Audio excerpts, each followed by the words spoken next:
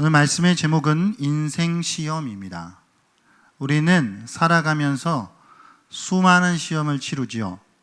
학창 시절에는 중간고사부터 기말고사, 수능 시험에 이르기까지 시험의 연속입니다. 개인적으로 가장 기억에 남는 시험이 하나 있는데, 고등학교 3학년이 되기 전 겨울에 치루었던 수능 모의고사 시험입니다. 당시 400점 만점이었는데 제가 그 시험에서 무려 100점이 올랐습니다. 그럼 대체 몇 점을 맞은 거냐라고 물으신다면 비밀입니다.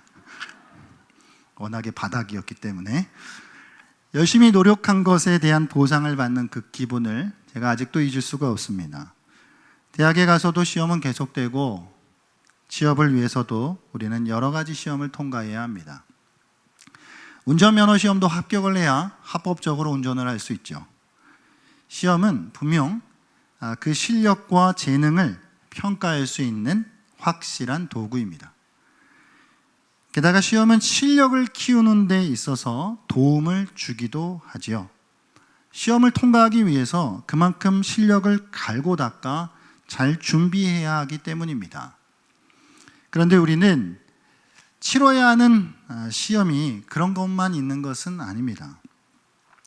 우리는 그 이상으로 치열한 시험에 응시하며 살아가야 합니다. 어쩌면 인생 자체가 시험이라고 해도 과언이 아닐 것입니다. 특히 우리 그리스도인들에게는 순종 시험이 주어집니다. 하나님의 말씀 앞에서 얼마나 순종하며 살아가는지에 대한 시험입니다. 오늘 본문 말씀을 살펴보기에 앞서서 이스라엘 백성들의 세대에 대한 좀 말씀을 드려야 할 것 같습니다. 애굽 생활로부터 가나안의 정착에 이르기까지 그 이스라엘 세대를 세 개의 세대로 좀 구분해서 생각을 해볼 수 있습니다. 먼저 출애굽 1세대인데요. 모세를 지도자로 삼아서 애굽으로부터 나와 광야 생활을 경험했던 세대이죠. 이들은 광야의 하나님을 경험했습니다. 두 번째는 출애굽 2세대인데, 이 출애굽 2세대는 여호수아가 지도자가 되었고, 이제 광야를 지나 가나안 땅에 들어가 그곳에서 전쟁을 치룹니다. 출애굽 2세대는 전쟁을 경험한 세대입니다. 그리고 마지막 출애굽 3세대가 있는데요. 이 출애굽 3세대는 여호수아 사후 세대입니다. 그래서 사사기가 이 세대들을 대상으로 이제 말씀이 기록이 되어지죠. 가나안에서 태어난 세대들이고, 안타깝게도 이들은 광야나 전쟁이나 이런 것들에 대한 경험이 없습니다. 이스라엘 백성들은요, 광야 생활을 거쳐 가나안 땅에 들어와서 정복 전쟁을 치루었고, 그래서 차지한 땅을 분배한 후에 그곳에 정착하여 살게 됩니다. 그런데 한 가지 문제가 있었죠. 가나안 땅 곳곳에 아직까지 이방 민족들이 남아 있었다는 것입니다. 하나님께서 이스라엘에게 주시겠다고 약속한 땅, 그 땅 안에 이방 민족들이 남은 이유는 무엇보다도 이스라엘의 믿음이 부족했기 때문입니다. 하나님을 온전히 신뢰하지 못했기에 모든 이방 민족을 쫓아내지 못한 것입니다. 약속의 땅 곳곳에 거하고 있는 이방 민족들은 어찌 보면 이스라엘의 전체적인 영적 상태를 보여주는 그림이기도 하죠. 가나안 땅을 이스라엘의 마음이라고 생각해 보겠습니다. 가나안 땅이 완전히 정복되지 못함은 이스라엘의 마음이 하나님께 완전히 정복되지 못한 탓이기도 합니다. 이스라엘 백성들의 마음은 온전히 하나님께 드려지지 못했던 것이고, 저들의 삶의 모든 영역이 하나님의 주권 아래에 있지 못했기 때문에 곳곳에 이방 민족들이 남게 되었던 것입니다. 이런 이유 때문에 남았는데, 이스라엘 백성들의 불신앙, 이스라엘 백성들의 불순종, 이런 것 때문에 그 곳곳에 이방 민족들이 남았는데, 그런데도 재미있는 것은 성경은 또한 그 이방 민족들을 남기신 것이 하나님의 계획이라고 말씀하고 있다는 것이죠. 하나님께서 남기신 이방 민족들을 통해서 하나님께서 하실 일이 있으셨다라고 하는 것입니다. 가나안에 정착하여 살아가야 할 출애굽 3세대, 그 이후 세대, 그 백성들은 남은 이방 민족들과의 전쟁을 해 나가야 했습니다. 하나님은 그들이 치러야 할 전쟁을 통해서 그들이 하나님의 거룩한 전쟁을 배우기 원하셨습니다. 오늘 본문 사사기 3장 2절 말씀에 대해 같이 한번 읽어보겠습니다. 이스라엘의 자손의 세대 중에 아직 전쟁을 알지 못하는 자들에게 그것을 가르쳐 알게 하려 하사 남겨두신 이방 민족들은, 아멘. 전쟁을 통해서 이스라엘 백성은 하나님께서 자신들을 위해 싸우심을 경험하게 될 것이었습니다. 하나님의 전쟁을 알아가는 것이죠. 수적으로나 무기의 수준에서나 여러 가지 면에서 볼 때 도무지 이길 수 없는 싸움이지만 하나님의 기적 같은 도우심을 통해 승리를 쟁취하는 것, 이것은 맛보지 않으면 모르는 일이었습니다. 눈에 보이는 게 전부가 아니라고 하는 걸 깨닫게 되는 것입니다. 전쟁을 통해서 이스라엘은 결국 하나님을 더욱 알게 되는 것이고 영적으로도 더욱 성숙하게 되는 것입니다. 이것이 이방 민족들을 남기신 이유라고 말씀하고 있는 것이죠. 한마디로 하나님은 자신이 주신 시험을 잘 통과해서 이스라엘이 실력을 갈고 닦기를 원하셨습니다. 그리고 그 시험 과목이 전쟁이었던 것이죠. 전쟁이라는 게 살떨리고 참 두렵고 사람을 죽이기도 하고 죽기도 하는 그런 살벌한 것이기는 하지만 사실 그렇기 때문에 역설적이게도 하나님 백성들이 그 거룩한 실력을 향상할 수 있는 좋은 기회이기도 했던 것입니다. 전쟁이 매개가 되어서 하나님과 그 백성이 더욱 밀착한 관계로 나아갈 수 있었던 것입니다. 여러분, 하나님은요, 우리 인생에도 싸워야 할 전쟁을 주십니다. 어쩌면 인생 자체가 전쟁과 같은 시험의 연속이라고 말할 수도 있겠죠. 최근에 주변에서 참 안타까운 소식들을 많이 듣게 되었습니다. 멀게는 뉴스를 통해서나 아니면 우리 성도님들의 소식을 통해서 많은 이야기들을 들었습니다. 115년 만에 내린 폭우, 사람이 내려가 죽기도 하고 상가가 물에 잠기기도 하고 자동차가 또 잠기고, 그때 모습은 거의 진짜 전쟁과 같았지요. 또한 그뿐 아니라 요즘 성도님들의 가정 가운데 있는 여러 가지 질병의 문제들, 이런 것들이 참 마음을 안타깝게 합니다. 물론 최근 러시아 우크라이나 전쟁이 벌어지기도 했지만 현대 사회 속에서의 전쟁은 보통은 그런 무력 전쟁이라기보다는 현실 속에서 펼쳐지는 치열한 삶의 전쟁입니다. 이 시대의 전쟁의 과목은 다양하죠. 우리는 다양한 과목의 전쟁을 치르게 됩니다. 예를 들면 애를 키우시는 분들은 육아 전쟁이죠. 전쟁입니다. 자녀 교육 때문에 골치를 썩으시는 분들, 자녀 교육 전쟁이죠. 직장에서 살아남기 위해 전쟁을 펼칩니다. 먹고 살기 위한 생존 전쟁, 치열한 비즈니스 전쟁, 또 어떤 경우에는 살과 전쟁하기도 합니다. 뿐만 아니라 우리 가운데에는 질병과 전쟁을 벌이는 분들도 있죠. 이 자리에 있는 성도님들 중에 하루하루가 전쟁과 같은 삶을 살아가는 분들도 있을 줄 압니다.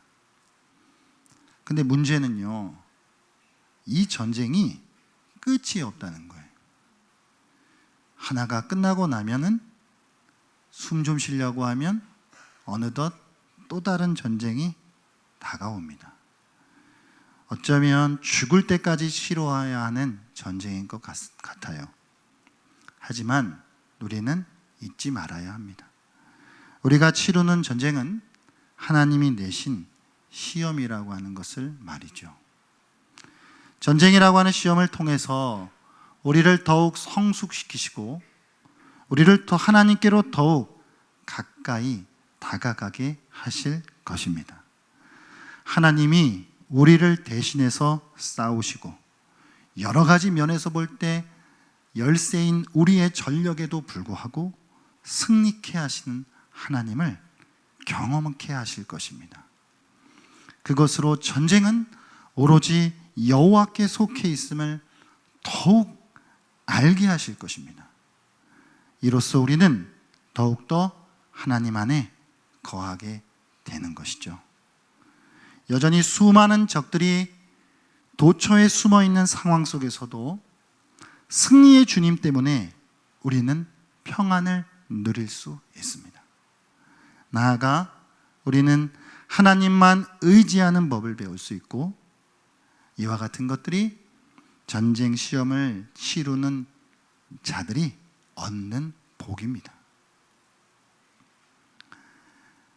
이스라엘 백성들을 잠시 우리가 정리하면 그들이 이제 광야 시험을 지나서 가나안 땅에 정착하여 살아가는 그 이스라엘 백성들은 이제 광야 지났는데 또 전쟁을 치러야 하는 그런 이제 상황을 만났던 것이죠.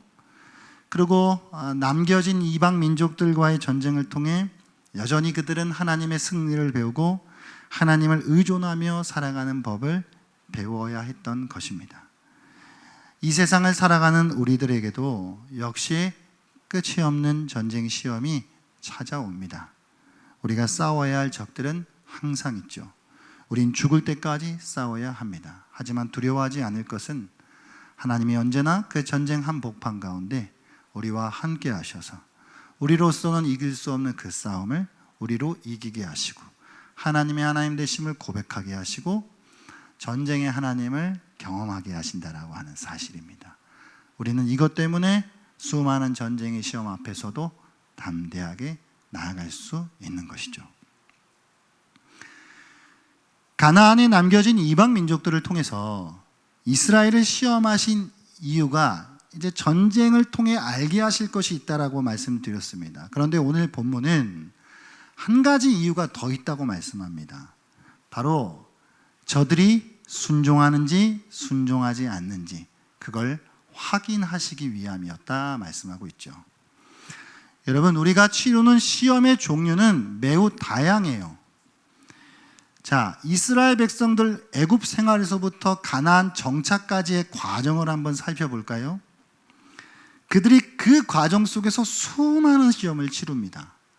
노예 생활 자체가 시험이고요. 10가지의 재앙을 통해 애굽을 나오는 게 시험이고요. 눈앞에 가로막혀 있었던 홍해가 시험이에요.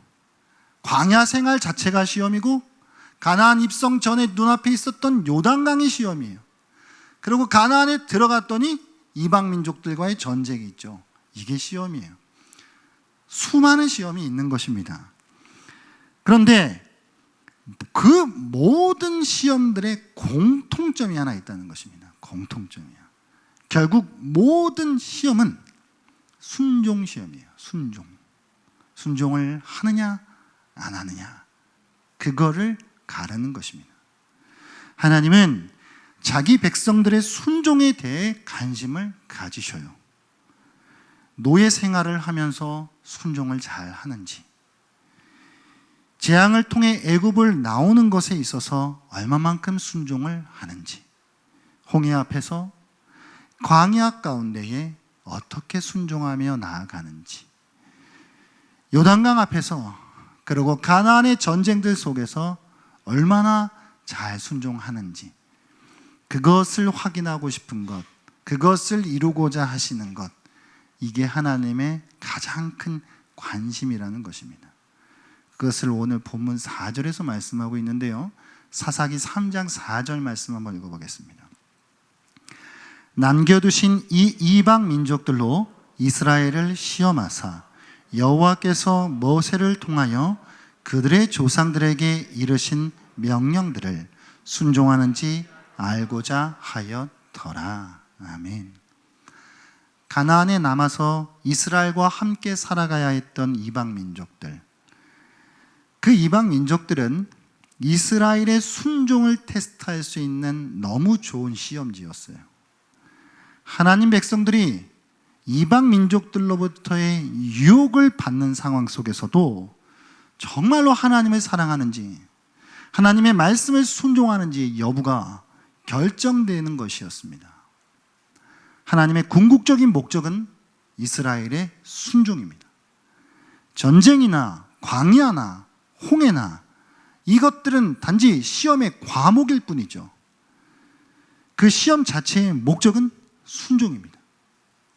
하나님은 순종하는 백성, 즉 거룩한 백성을 원하셨던 것입니다. 이것이 하나님이 이방 민족들을 남기시기도 했던 이유이기도 하고, 수많은 시험들을 우리에게 허락하시는 이유이기도 합니다. 여러분, 순종이 어떻습니까? 쉬우십니까? 순종 어렵죠. 말로는 쉬운데 순종하며 살아간다라고 하는 건 정말 어려운 일입니다. 그렇다면 하나님께서 우리의 인생 가운데 내시는 수많은 순종 시험 앞에서 우리는 어떻게 하면 그 순종 시험을 잘 풀어갈 수 있을까요? 첫 번째는 주일 성수를 온전히 회복하는 것입니다. 여러분, 우리의 순종은요, 하루하루의 삶에서 이루어져야 합니다. 우리의 거룩은 매일매일의 삶으로 이어져야 한다는 것입니다.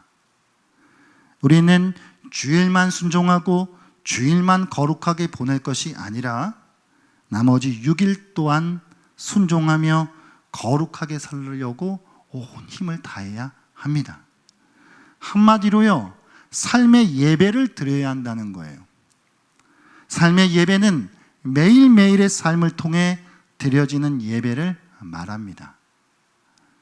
이것이 우리가 추구해야 하는 올바른 목표예요. 그래서 한국교회는 언젠가부터 삶의 예배를 강조하기 시작했습니다. 삶의 예배를 강조하기 시작한 배경에는 이런 것이 있어요. 많은 성도들이 주일에는 크리스찬인데 세상 속에서 살아가는 6일 동안은 난 크리스찬이에요. 그런 성도들이 많은 것들을 우리가 안타까워하며 삶의 예배를 강조하고 외쳤죠. 그러니까 쉽게 얘기하면 주일에는 100점이에요. 근데 평일은 한 20점 정도로 살아가는 겁니다. 그래서 평일도 우리가 그리스도인으로서 우리가 있는 곳이 어디든지 삶의 예배를 드려야 한다고 목소리를 높였던 것입니다. 옳은 말이에요. 우리는 정말 그래야 합니다. 그렇지만 오늘 제가 여러분들과 함께 생각해 보고 싶은 부분은 삶의 예배를 드려야 한다고 외치는 그 주장 속에, 그 외침 속에 숨겨져 있는 부작용이 있다는 것입니다. 주일 외에 평일도 온전히 하나님께 순종하며 거룩하게 살아가야 하는데 이상하게도 주일을 온전히 지키지 못하는 결과가 만들어집니다. 쉽게 얘기하면은 주일 100점, 평일 20점이던 게 이제는 어떤 현상이 벌어지냐니까 주일은 한 40점, 평일은 한 30점. 이런 웃지 못할 상황이 펼쳐졌다는 것입니다. 매일매일을 삶의 예배로 드려야 한다라고 외치니까 참 이상하게도 예배 자체의 의미가 희미해져 가는 거예요. 조금만 더 쉽게 이해를 드려보겠습니다. 그 전까지의 예배는요, 구별된 주일에 하나님 앞에 나와 드리는 그야말로 거룩한 예식이었습니다. 그래서 토요일이 되면요, 주일을 위해 입을 옷이든지 드릴 헌금이든지 미리미리 성스럽게 준비해요. 주일은 이른 아침부터 늦은 저녁까지 온전히 예배를 중심으로 교회에서 보냈습니다. 그런데 지금은 주일 성수라고 하는 개념이 약해져도 너무 약해졌어요. 예배는 내가 편한 시간에 한번 딱 드리고 나면 마치 해야 할 숙제를 마친 듯 나머지 시간은 자신을 위해 사용합니다. 그래도 괜찮다고 여기는 것은 예배는 삶의 예배가 중요하다고 생각하기 때문이에요. 주일만이 아니라 매일매일을 예배하는 삶으로 살아가야 한다고 주장하는데, 이게 역설적이게도 주일이 약해져 버리는 것이죠. 기도를 생각해 볼까요? 기도는 본래 예배당에 나와서 두 손을 모으고 좀 더 경건하게 드린다거나 아니면 집에서 기도를 드리더라도 조용한 골방에서 해야 한다라고 하는 것이 이전 통념입니다. 그러나 그렇게 정해진 장소, 정해진 시간에만 드리는 게 기도가 아니라고 외치기 시작했어요.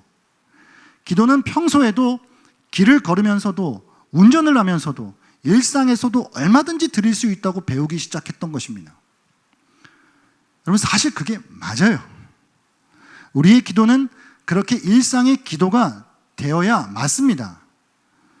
하지만 일상의 기도를 강조하다 보니까 교회당에 나와 기도를 하거나 기도회에 참석한다거나 정해진 시간에 정해진 장소에서 기도를 드린다라고 하는 것이 소홀해지기 시작합니다. A를 잘하던 사람에게 B도 잘해야 돼라고 그렇게 가르쳤더니 A도 잘 못하고 B도 잘 못하는 그런 이상한 일들이 벌어지기 시작한 것이죠. 그러나 여러분, 분명히 말씀드리고 싶은 것은 우리의 주일 성수가 온전히 회복되지 않으면 우리의 평일에 드리는 삶의 예배는 가능할 수 없습니다. 공예배의 회복이 없는 삶의 예배는 없어요. 주일을 온전히 주 안에서 예배하고 봉사하고 어떤 부서나 기관에서 어떤 모임에서 불편할 수도 있고 수고스러울 수도 있지만 수고의 땀을 같이 흘려가는 그런 과정들, 그리고 함께 만나서 교제하는 그런 부분들이 회복될 때에야 비로소 그것이 우리의 삶의 예배로 이어질 수 있는 것입니다. 우리는 이 점을 유의해야 합니다. 우리가 하나님께서 내시는 순종 시험을 잘 풀어갈 수 있는, 그 시험을 잘 볼 수 있는 두 번째 방법은 그리스도의 몸의 한 지체가 되는 것으로서입니다. 교회의 일원이 되는 거예요. 이게 순종 시험을 잘 볼 수 있는 방법입니다. 고린도전서 3장 16절 말씀인데요, 같이 한번 읽어보겠습니다. 너희가 하나님의 성전인 것과 하나님의 성령이 너희 안에 계시는 것을 알지 못하느냐. 아멘. 성경은요, 우리가 하나님의 성전이라고 말씀합니다. 거룩한 하나님의 성령이 우리 안에 거하신다고 말씀하죠. 그렇게 우리는 거룩함을 향해 나아갑니다. 그런데 여기서 주목할 것이 하나 있어요. 하나님의 성전인 것과 하나님의 성령이 거하시는 곳, 그곳이 어디냐는 것입니다. 바로 너희입니다. 너희. 성경은 너는 하나님의 성전인 것과 하나님의 성령이 너 안에 계시는 것을 알지 못하느냐라고 말씀하지 않았어요. 분명히 너희라고 했죠. 헬라어 원어의 2인칭 복수입니다. 우리 자신은 단독으로 거룩함을 향해 나아갈 수 없습니다. 너희가 되어야, 다시 말해서 공동체의 한 지체가 되어야 거룩한 하나님의 성전으로 지어지고 성령의 임재를 누릴 수 있는 것이죠. 주일을 거룩하게 보낸다고 하면서 교회 공동체에 속하지 않고 혼자만 예배를 드리고 하나님을 생각하며 보낸다고 한다면 그것은 반쪽짜리 주일 성수입니다. 하나님은 우리의 구원을 공동체로 이루어 가십니다. 교회 건물을 비유로 설명을 드려볼까요? 교회 건물이 수많은 벽돌로 지어졌죠. 예를 들어 벽돌 하나를 빼다가 저 멀리 떨어뜨려 놓는다고 가정을 해보겠습니다. 저 멀리 떨어진 그 벽돌 하나는 교회 건물인가요? 아닌가요? 아니에요. 그냥 벽돌이에요. 그러나 그 벽돌이 교회 건물 안에 끼어 맞춰질 때 교회 건물이 되는 거예요. 하나님이 우리를 그렇게 부르셨고 그렇게 구원해 가시고 그렇게 순종하도록 하시고 그렇게 거룩하게 만들어 가신다는 것입니다. 말씀에 순종하고 거룩한 삶을 향해 나아가는 길에는 언제나 항상 공동체가 존재했습니다. 함께 예배하고 함께 주의 말씀을 생각하고 수고하고 땀 흘리면서 봉사하고 함께 웃고 먹고 마시고 교제하는, 그리고 또한 함께 주의 말씀을 전도하고 선교하는 일에 힘쓰는 그런 교회 공동체를 통해서 하나님은 우리의 거룩을 이루어 가십니다. 자신이 그리스도의 몸된 공동체의 한 지체임을 기억하고 교회를 섬겨야 합니다. 그것이 우리가 거룩함을 향해 나아가는 좋은 방법이죠. 귀찮다고, 부담스럽다고, 불편하다고, 갈등 때문에 싫다고 공동체 한 일원이 되는 일을 멀리하는 것은 하나님이 원하시는 바가 아닙니다.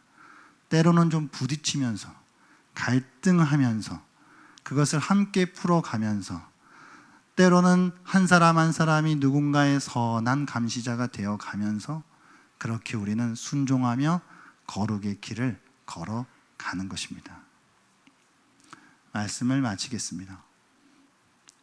광야 시험을 마치고 가나안 땅에 들어간 이스라엘 백성들은 가나안 족속들과의 전쟁을 감당해야 했습니다. 그들은 전쟁을 통해 광야에서의 하나님만이 아니라 전쟁의 하나님을 또한 배울 수 있었습니다. 그런데 그 전쟁을 직접 경험해 보지 못한 이후 세대들이 등장하기 시작했고 하나님은 그들에게도 전쟁을 가르치기를 원하셨던 것입니다. 그래서 이방 민족들을 남기셨죠. 그들과의 전쟁을 통해 세상의 일반적인 전쟁이 아닌 하나님의 거룩한 전쟁, 하나님이 싸우시는 전쟁을 알아가기를 원하셨습니다. 나아가서 그 전쟁은 궁극적으로 순종을 위한 시험이었다라고 하는 것입니다. 하나님의 최고의 관심은 그 백성의 순종입니다. 순종을 통한 거룩에 이르는 것, 이것이 하나님의 뜻입니다. 오늘을 살아가는 그리스도인들에게도 수많은 순종 시험이 따를 것입니다. 그 순종 시험의 과목은 다양하죠. 전쟁일 수도 있고 광야일 수도 있고 홍해일 수도 있고 요단강일 수도 있습니다. 과목은 다양하지만 목적은 하나입니다.